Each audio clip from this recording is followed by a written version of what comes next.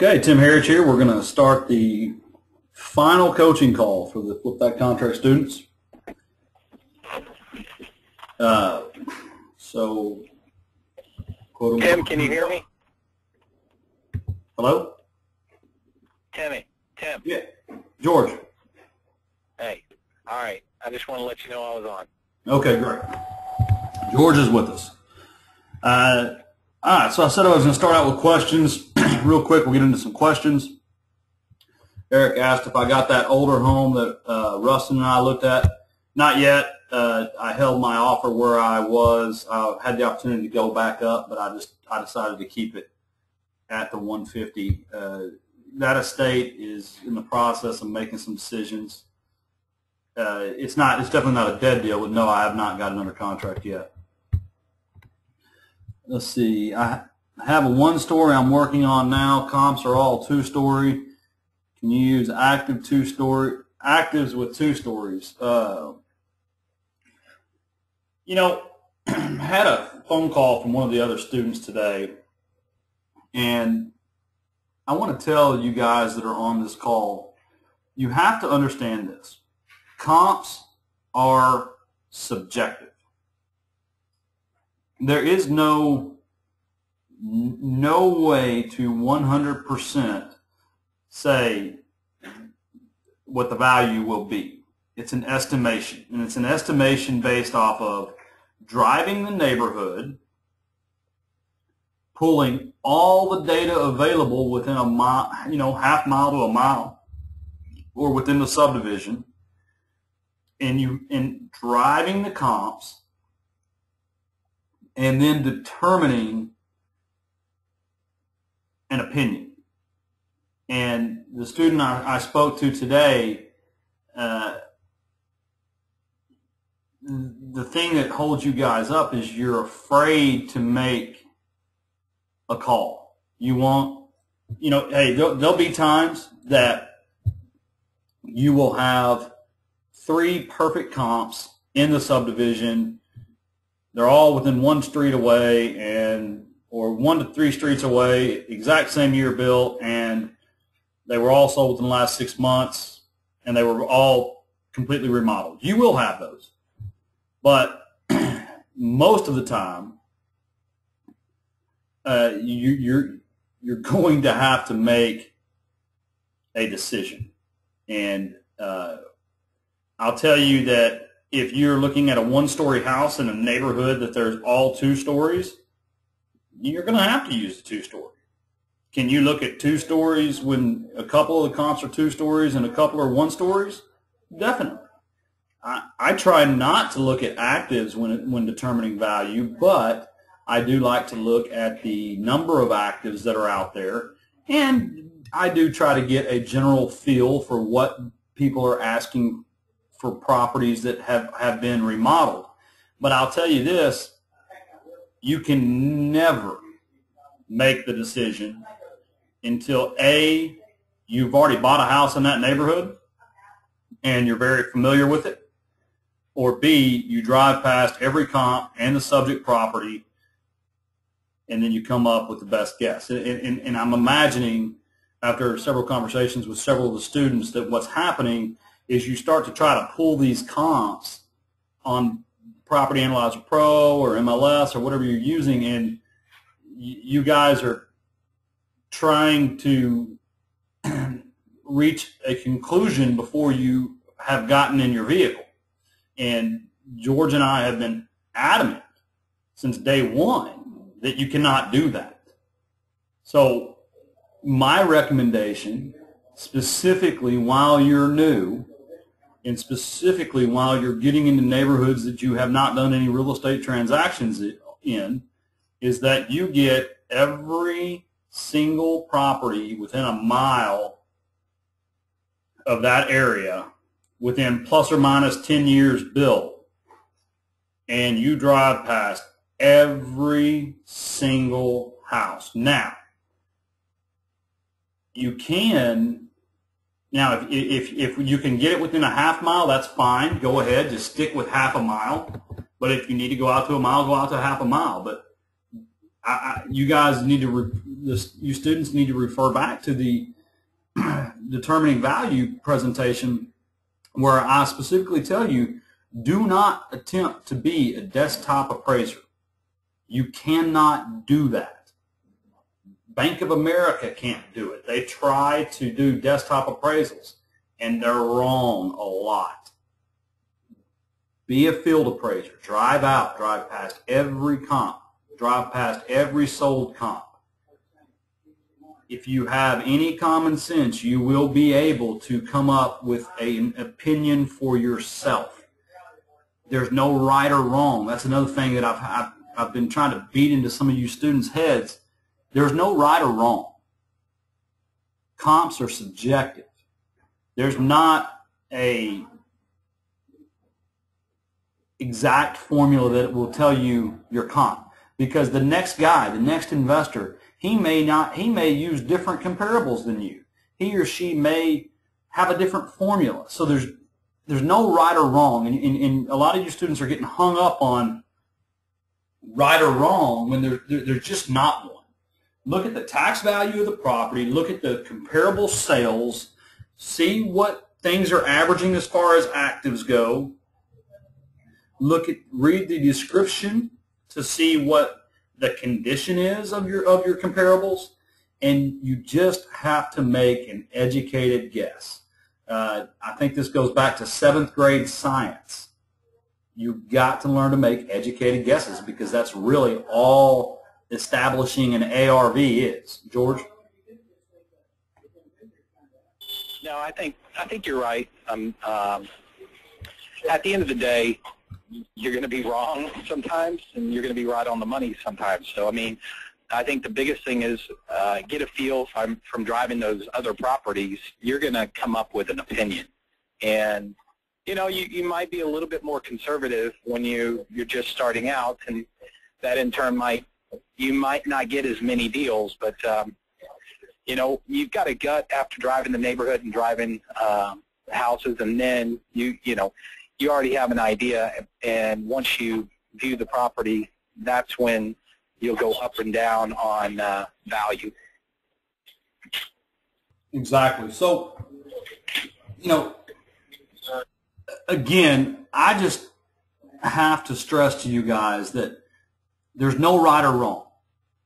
What George just said is dead on the nail. It's going to be an opinion. An appraiser gives an opinion of value. Realtors give opinions of value. And there's a reason for all the disclaimers at the bottom of the page, because it's until someone puts it under contract, once it's under contract to sale, that's when value is established. Then and only then. Because that is what a buyer was willing to purchase that property for in its condition that it was in.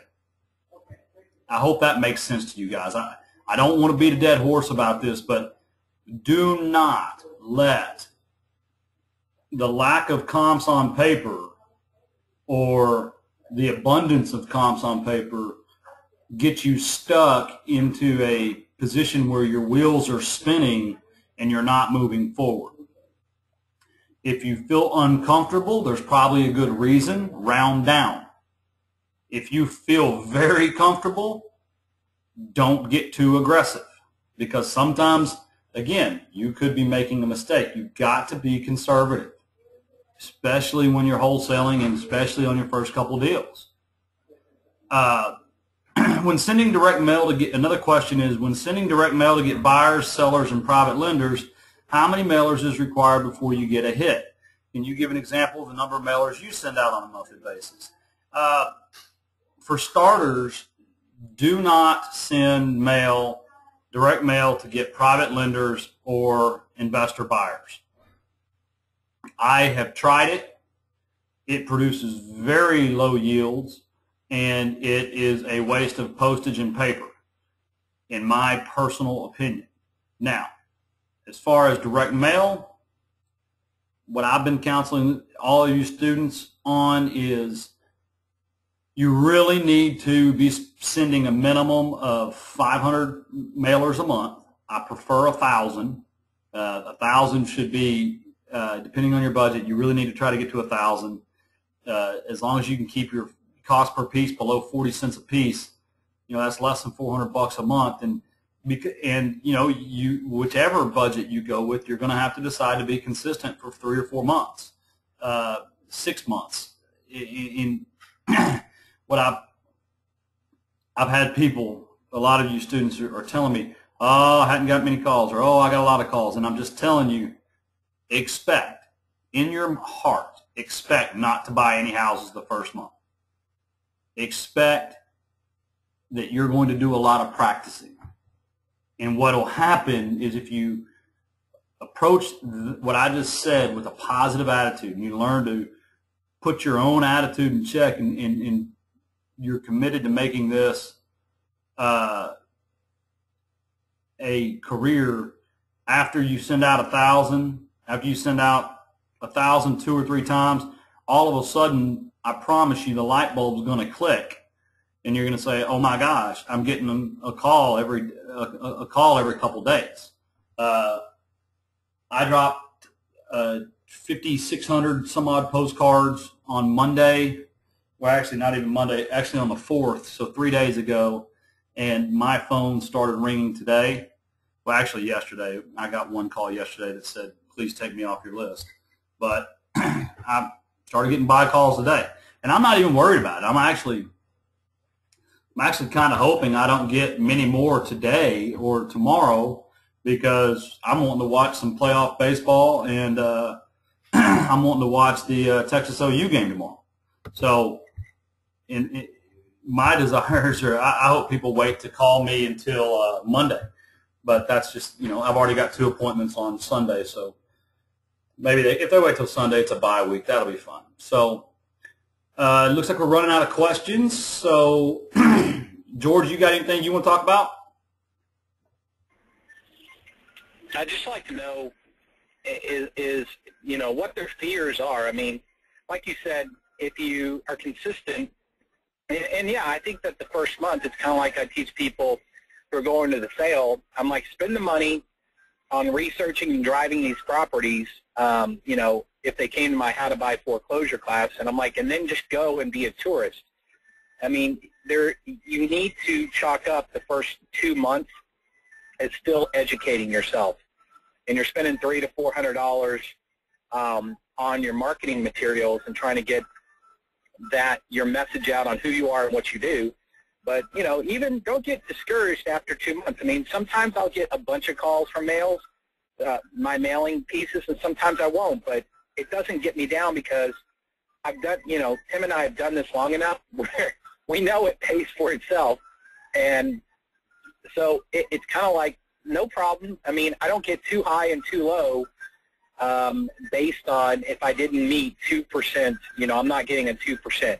Sometimes I'll get a 0.5% return or calls, and then some months I'll get 4%. So, on average it's probably 2%, but don't get discouraged, because I promise you, if you stay consistent, you'll reap the benefits. The next thing is just, you've got to just, if we made you do it, the biggest thing is just be yourself when you go on these appointments.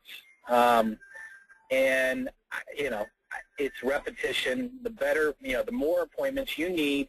All of you guys should be working your backyard and not mailing to people that are areas that you're not willing to drive 4 to 5 times a week, right?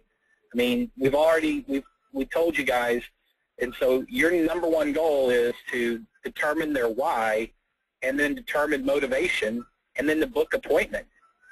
I mean, because you're not going to build confidence sitting at your desk. I don't care who tells you. I don't care what kind of training program you have. You've got to get out in the field, and you've got to get in front of sellers, and that's how you polish your craft, which is being yourself. We're not snake oil salesmen. We are in the business of buying real estate at a discount. We're discount home buyers, and if someone doesn't like it, that's their problem. I mean, at the end of the day, not everybody's going to like us. I learned this a long time ago. Not everybody's going to like me, and I'm not going to like everybody.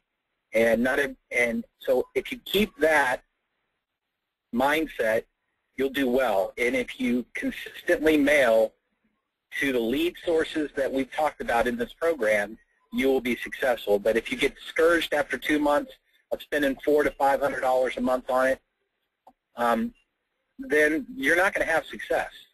And I guess that would be my number. You know, that's our calling card, is be consistent at what you do. All right. That's all I have for at this point in time, Tim. Okay. You know, guys, I just, there's, you know, over a dozen of you on this call. Someone asked me a question. You can't all be experts yet. What do you want me to cover? I had a student in here this week that just could not understand how he was supposed to define his zip codes. You know, that didn't take very long for me to line it out. All right, so we've got, I'm on a conference call right now with 15 experts. Cool.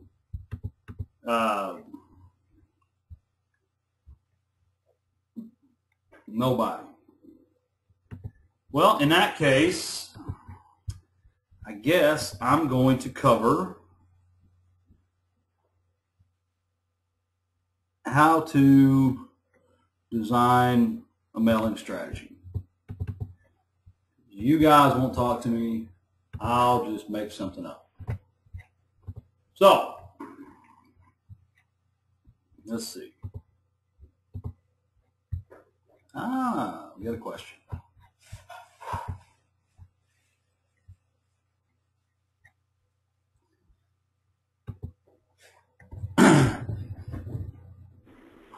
Hey, I'm going to jump off this call. I'm going to jump off this call, Tim, in about 5 minutes. I'm going to talk to Mr. Bob with Platinum. Okay. Hey. Talk at 1:30. Yeah. George, just go ahead and do that. I'm going to get into covering the SOS on. I feel like there's still a lot of confusion on the SOS, so I'm going to cover the SOS. So since I'm getting to that, yeah, I would like to mention something. Okay. One last thing is, you know, I got a student.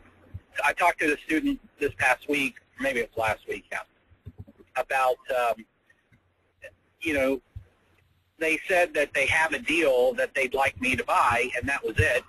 And I need to explain to them, I had to explain to them that you need to go out. You don't know what you have until you've seen the property, all right? So you don't have a deal until you go and look at the property and put your pop together. So all you have is a seller that may or may not sell at your price. But I think what you all need to understand is you need to go through the process of evaluating the houses and putting your pop together before you call me and say you've got a deal.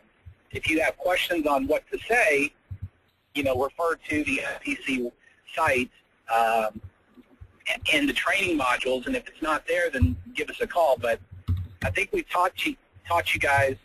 I hope that you guys understand that, you're going to get some calls because you are starting to mail out, and but you don't have anything until you've gone out and looked at the property and run all your numbers. So I think that's important.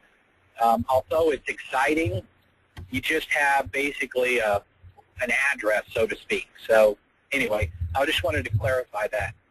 And it's a very good point. One of the students was sitting with me the other day, George, and I got a call and had a guy tell me, look, it's worth 65. I just put a bunch of money into it. I'll take 39. And it's very important, like you said, that even then, I don't have a deal. I don't know what the house is worth. I don't know anything about it. All I know is that I got some guy telling me he'll take 39, and there's probably a reason he'll take 39. Yeah. And until I see the house, I've got nothing more than a lead. I don't have a deal. Right. Well, cool. Well, George, you know mine out Platinum Direct. Okay. And thank you, Tim. It was good talking to you, and I hope you have a great weekend. Oh, hey, ditto, guys. See ya. Bye, George. All right. I am going to now, I'm going to talk about direct mail strategy because there seems to be a lot of confusion here.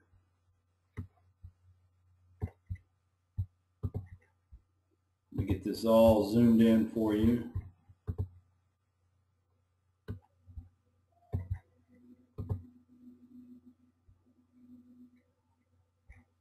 While I get ready for this, any other questions?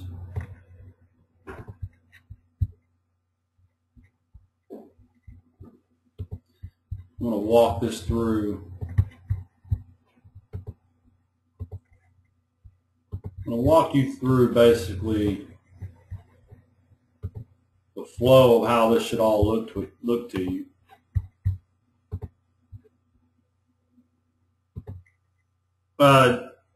Joe, that call that George is hopping off of, this one to get on, is actually with Platinum Direct, Bob from Platinum Direct, trying to get that deal finalized. We anticipate it will be finalized and available for use by the 21st.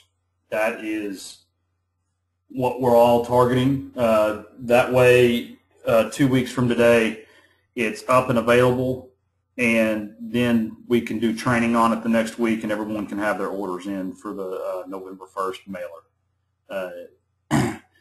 We've got the price down below 40 cents a piece. We've got it down to 33 cents a piece, and that's printing, postage, delivery, the whole nine. You don't have to carry inventory of cards or anything of that nature. That's for my black and white card. And it's 38 cents a piece if you want to buy lists from them. So I'm excited about it. It's again not final, but we're very, very, very close on having that turnkey system available for you guys. Okay, so we're going to talk about a marketing strategy. I'm going to be FTC student number 1, and I'm going to talk about the 3 zip codes that I am targeting. In this case, in this example, we're going to target 75001 and 75002 and 75003. I'm going to find 1,000 addresses in each zip code that I'm going to target. What I'm going to do to find those addresses is I'm going to start with a value, say, of 80,000 to 100,000, or we'll say 120. And ladies and gentlemen, these zip codes do not represent anything more than a sequential number, so don't think that I'm telling you what to do in these exact zip codes.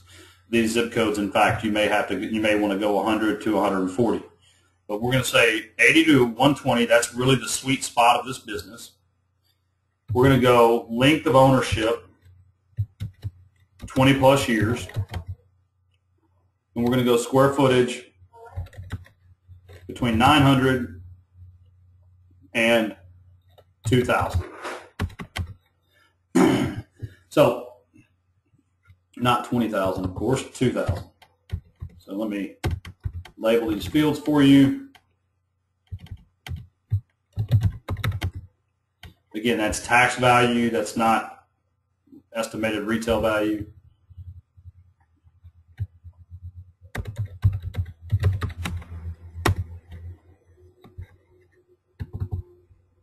And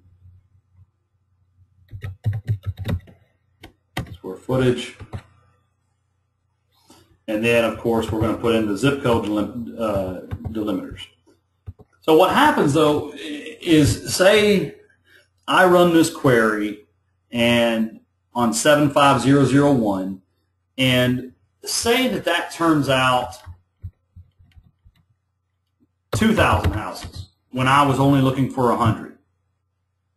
What I have to do, or I was only looking for 1,000, if my budget, see, your budget is going to determine the amount of addresses you can have in that zip code. So if my budget is only allows me to have 1,000 and my query comes in at 2,000, what I'm going to do is start sharpening in. So I may take this criteria from 80 to 120. I may take it 90 to 120. And then say that drops it down to 1,500. Well, then I have to look at the zip code that I'm targeting, my backyard, and I have to decide, do I want to take it off the top or the bottom? Well, let's just say I take it off the bottom. So now I'm between 100,000 and 120,000. And you keep making those minor changes till you get your quantity to the volume that it fits within your budget. Do not begin a marketing campaign that will strap you financially. Do not begin a marketing campaign that is going to put you so uncomfortable that you're going to, after the first month, not buy a house and then quit the marketing campaign. I had a student in my office the other day. He asked me what the biggest reason investors fail. He asked me what the biggest reason investors fail is. And my answer is lack of consistency. So many people get into this business. They hear all the great stories about how you can make 50 grand on a deal. They over advertise, over commit in a month, and then if they don't buy a house in the first month, they have to stop advertising because they don't have the money to sustain it. So it's very important that if you're, like I've said, you've got to make sure you can sustain it. Okay, do you always use the same home value range for all zips, or do you change it for different zips? Eric, that's a good question. So here's the way I do my research.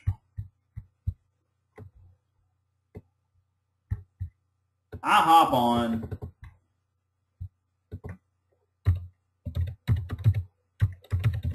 to the North Texas Real Estate Information System, NITRIS. And NITRIS is basically the largest MLS provider for the North Texas region. And I start looking around, and there is an area here it used to say public.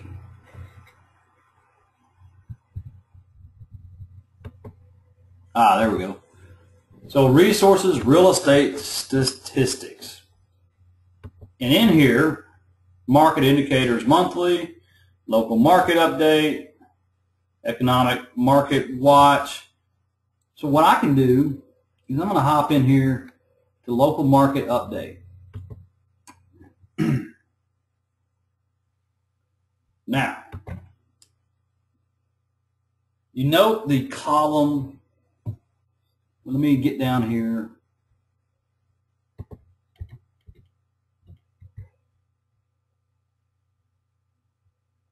Say I'm targeting Dallas County.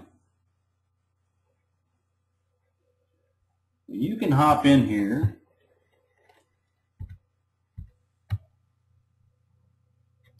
and you've got new listings information, you've got pending sales, closed sales, volume, and then here is the most important number.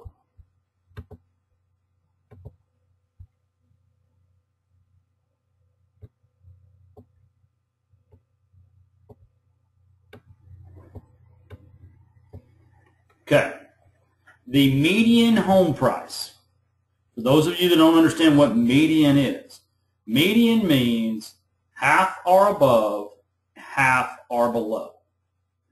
The sweet spot is to target properties that are 70 to 90% of that median sales price. So 90% would be 112.5. of the 125 year to date. 70 would be 87.5. So really and truly, to execute a marketing plan in Dallas County, looking at that, I would tell you that you need to be targeting houses between 90 and 120. And then you just start breaking it out by zip code from there. Let's see. There's all kinds of good stuff here on this website. Let's see. Collin County. I know a lot of you guys are in Collin County. So here's a good example. We were just in Dallas County and the median price was 130, 125. Well, here you have 200,000. So again, half the sales in Collin County are above 200,000. Half the sales in Collin County are below 200,000. So if you take 200,000 at 70%, then that puts you at a 140 target price. If you take 200,000 at 90%, that puts you in a 180. So what that tells you is by being 70 to 90% of the median home price, what you're doing is you're putting yourself in the first-time home buyer market for your target area. So let's see, I know there's some people on this call looking into Denton County. So Denton County, look at that, the median is 180. So again, now you can find these statistics, median home price by zip code, by city. You can really ratchet it in there just by doing some research with Google, etc. Let's see, Rockwall County. So here, the median home price is 180. Get into Tarrant County down here. So note, year to date, the Tarrant County median home price is 133, which is almost identical to Dallas. You guys see that? Right there.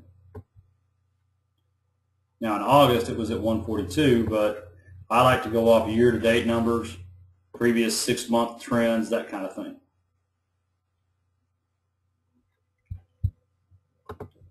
So once I establish the value of the house and define my mailing list,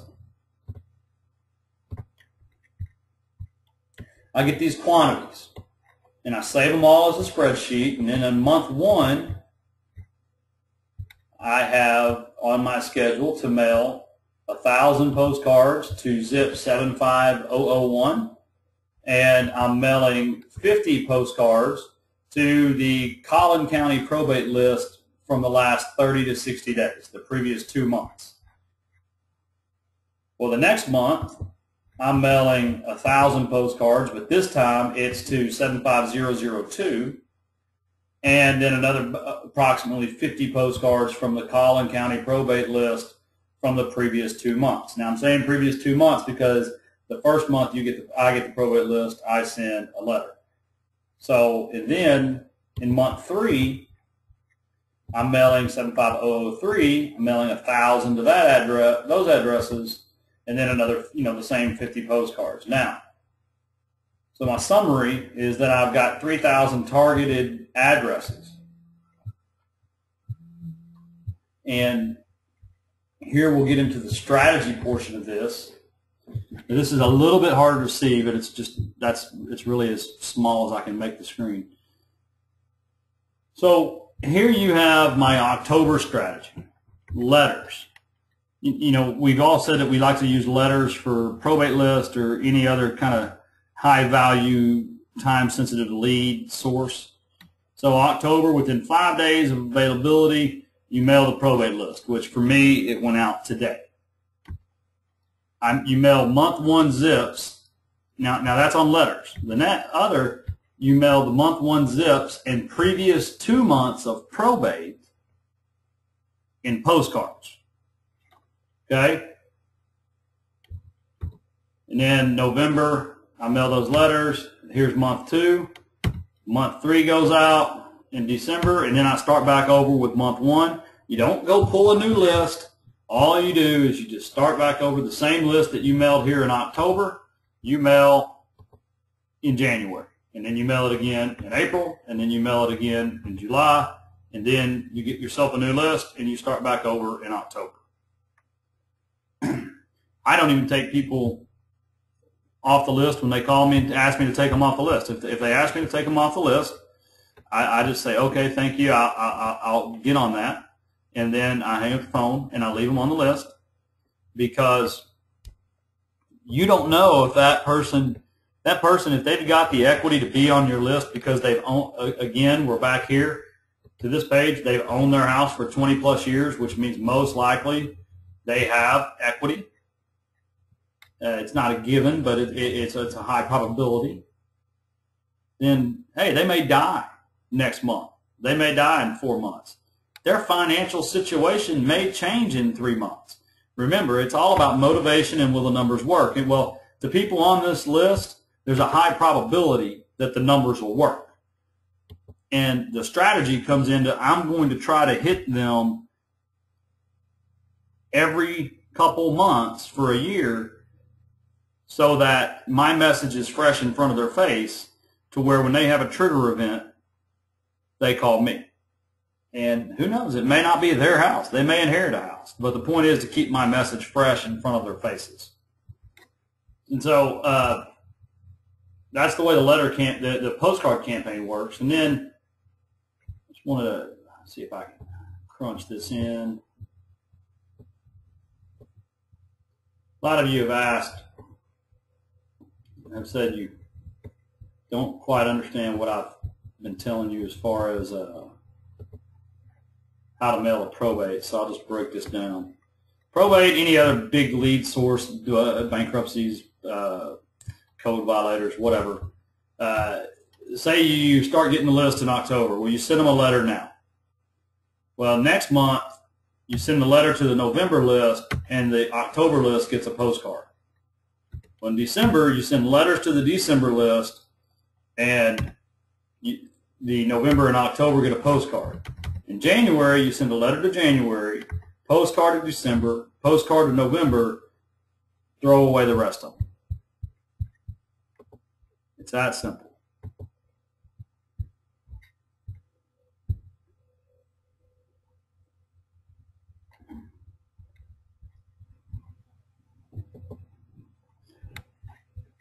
That's as easy as I can make it. So you get a lead, you go out on the appointment, you need to fill out an SOS. Once you get the SOS done, you make the offer, you get the contract, and then you've got to take your video, your pictures, put your pop together, send it out to your cash buyer list, which should include me and George. One of the students just asked, said, you know, it's weird with these postcards. Sometimes you get one back that you didn't get back the time before that you sent them, and then you get one back, then you might not get it back the next time. I just leave that alone, Justin, and I just keep sending them, because, I mean, let's face it. If I send out 5,000 postcards and I get 100 back, well, my cost on those 100 is $30. And it's not worth an hour and a half of my time. $30 isn't worth an hour and a half of my time to go in and find where they are on the spreadsheet and delete them and all those other things. Does that make sense? So I just keep mailing them. Now, if you've got a smaller list than I do, then I guess if you want to spend the time, you can. I'd rather see you out spending the time driving a neighborhood, writing down vacant properties, and starting this 6-letter series and trying to get some more buys. It's all relative. Any other questions?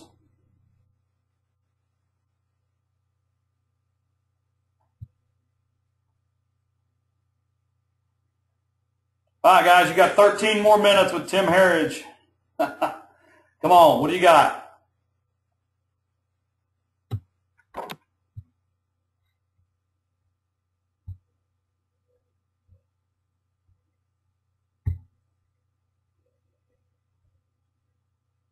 Yeah, Justin, a lot of the municipalities don't have an actual list.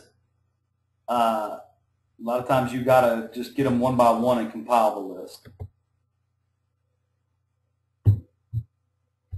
Eric asked, when do I mail Garland? So he knows when not to mail Garland.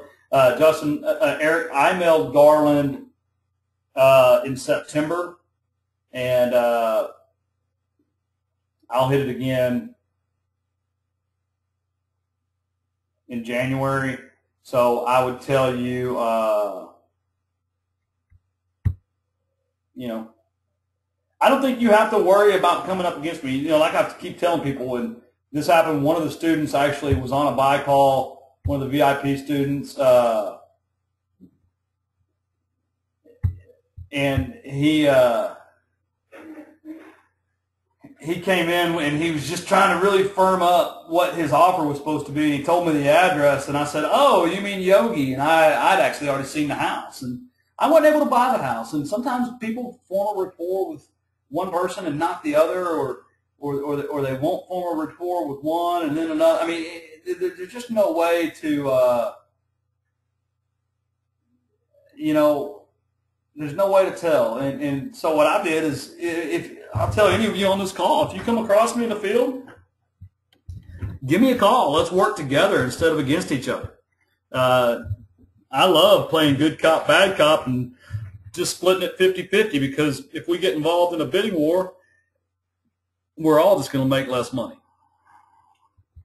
No, Eric, I would not be mad if you put me out of business. Then I could go fishing and golfing. You throw away some deals by trashing those leads.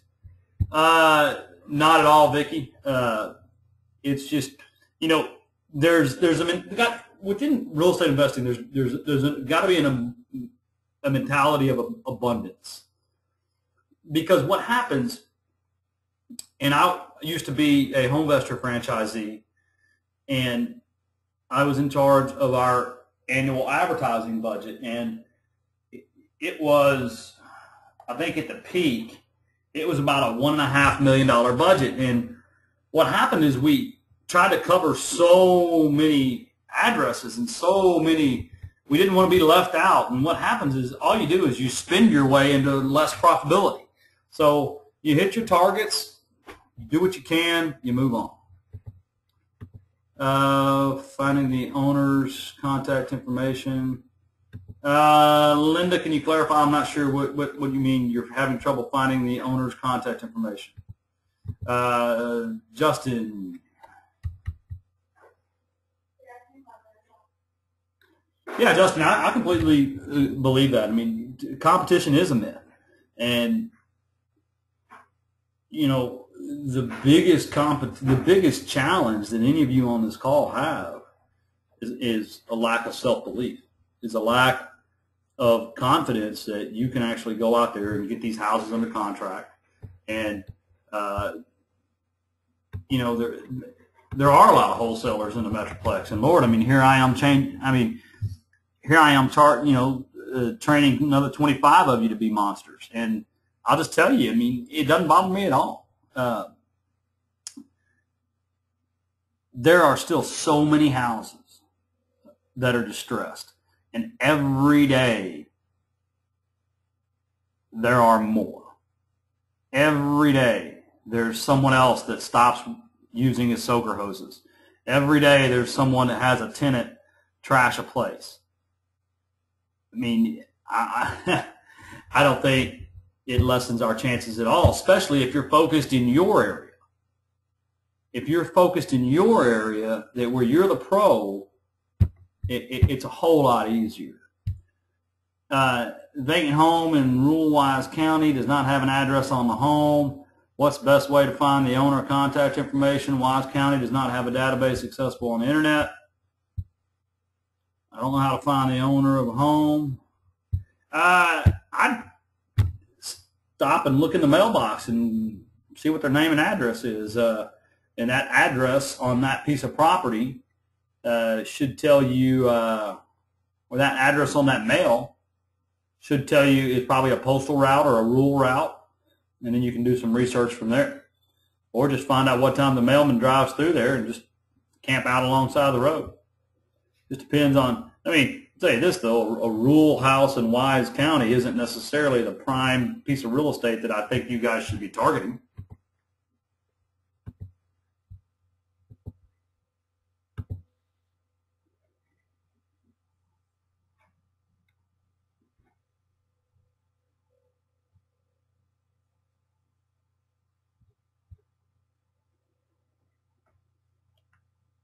Okay, well, we got about 7 minutes left while I got you guys on the call. If you haven't signed up yet, you need to go to reiexpo.com, click on 2012 Expo registration, enter the discount code EARLYBIRD. Early bird sales end in 10 hours, 6 minutes, and 23 seconds. This event it was the first time I ever hosted it last year. I am the organizer. I am the host. It is a great event. George is a sponsor. He will be there teaching. I will be there teaching. We'll probably have about 30 different instructors there this year. It promises to be an amazing 2-day event. There will not be an opportunity to buy the tickets for this cheap again. So take that for what it's worth. If you're interested, go to reiexpo.com, like realestateInvestorExpo.com. Use the discount code EARLYBIRD. You can only buy one ticket at a time with the discount code. So just highly recommend you pace your, if you want to buy more than one, they have to be bought by midnight tonight. So parting shots. Any questions? Okay, guys, I want to thank you for your time on this Friday afternoon. I want to reiterate that success is in your court. Don't try to outthink the system we put in front of you. When a buy call comes in, the thing I've always taught you is book the appointment. Period. Don't second guess it. None of you on this call have the experience level to interrogate a seller.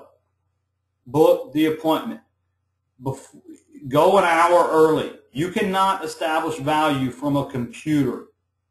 If the appointment's booked 2 days in advance, go a day early and just drive the whole neighborhood. Practice. Determine your value. If you can determine a good solid value in advance, you will definitely be able to feel more confident and comfortable about walking into that person's home and giving them a number that you can solve their problem, because remember, it's motivation and the numbers work. That's the only way to get this thing done. I'm going to tell you, not advertising, you're not going to make money, period. If you're on this call and you're not mailing a minimum of 500 postcards a month, if you're not putting ads on Craigslist, if you're not driving streets looking for vacant houses to send letters to, if you're not working a motivated seller list, guys, you're wasting your time on a Friday afternoon by listening to me. Because if your business strategy is, I hope I meet someone in the grocery store that says they have a house to sell me for 60 cents on the dollar, you're going to be waiting for a very, very long time. There are no turnkey solutions. There's no push button, sit behind a desk, blast out 5,000 contracts a month, and succeed. You've got to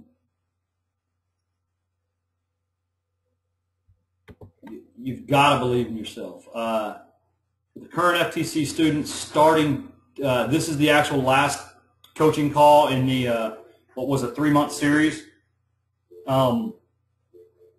They're going to become bi-weekly from here on out. So it'll be every other Friday. and the current students will receive that email sometime next week. So, but the coaching calls aren't going to have a format anymore. It's just going to be every other week. I'm going to hop on. I'm going to answer your questions. If you don't have questions, I'm going to hang up and go on about my day and go to happy hour. That was a joke. George just texted me. Great news. We have an official agreement with Platinum Direct. So excellent. Excellent news. I'm going to go write Platinum Direct a check so that we can get you guys a turnkey mailing system. Guys, we'll talk to you in a couple weeks for the active students. I really, really appreciate your time. I appreciate your energy. I appreciate your focus. Now, you've got to commit to be consistent. If you're not going to be consistent, stop wasting your money, stop wasting your time, and hang it up and go back to your day job. But if you want to be successful in real estate investing and you are ready to accomplish whatever, I mean, guys, hey, look, I watched the news the other day, and they're talking about how the Dow opened at 200 points down, and it's up and down and up and down. I talked to a guy the other day talking about how he lost 50% of his net worth in real estate or in the California speculation market. I'm telling you this, man,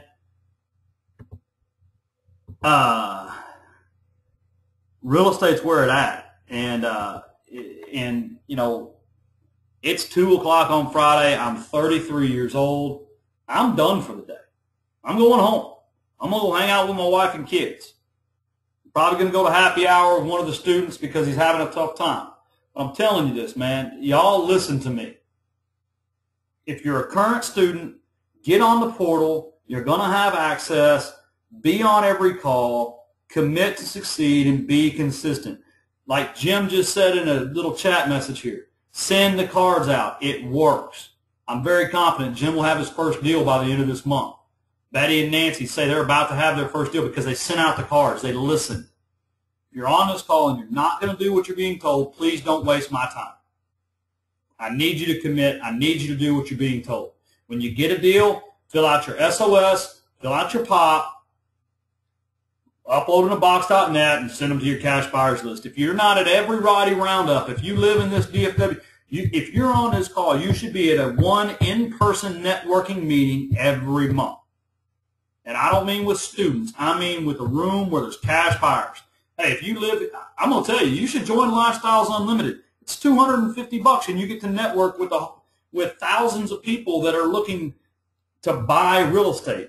I closed one yesterday, made 10 grand on it. It is an assignment. It's a great rent house for the investor, out-of-state guy. I mean, it was great all around. Closed one 2 months ago, made 10 grand on that. And I was on a radio show because of the other day. Now my phone rings off the hook. I got cash buyers just lining up. So if you're not going to do your SOS, if you're not going to do your POP, and you're not going to blast it out to your investor list, you know, there's just not much I can do for you. So you want to know what to do after you get a deal under contract? Do what you've been taught. You want to know how to get a deal under contract? Do what you've been taught. Now, we're going to have another bus trip in November. You're going to all see in the next week, you students, we're going to be advertising a new Flip That Contract system. You guys are not going to have to, since you guys were in the round one, you do not have to pay for monthly access that you're going to hear us advertise. You don't have to re-up. You're going to be included in everything because you put the faith in me and George to teach you what we've taught you. So I need you to go out and do it. I need more than 2 success stories out of 20. I need 5, 6, 7, 8, 10. I mean, yeah, I know there's the 80-20 rule. I know out of 20 students, I know I can only expect 4 to succeed based off of the law of averages. But I will not accept that. Do what you're supposed to do and commit to the system. Send out the postcards, the targeted zip code postcards. Get your motivated seller list. you got to put gas in the tank if you want to get anywhere. So active students, until next time, thank you so much. Potential students, watch your email for the next 2 weeks. There'll be a new Flip That Contract program available. But current students, you're in like Flynn. You're grandfathered in because you put faith in us. So, guys, good luck. God bless. And go Rangers. And on a final note, hook 'em horns. Beat OU. Y'all have a great weekend. Bye-bye.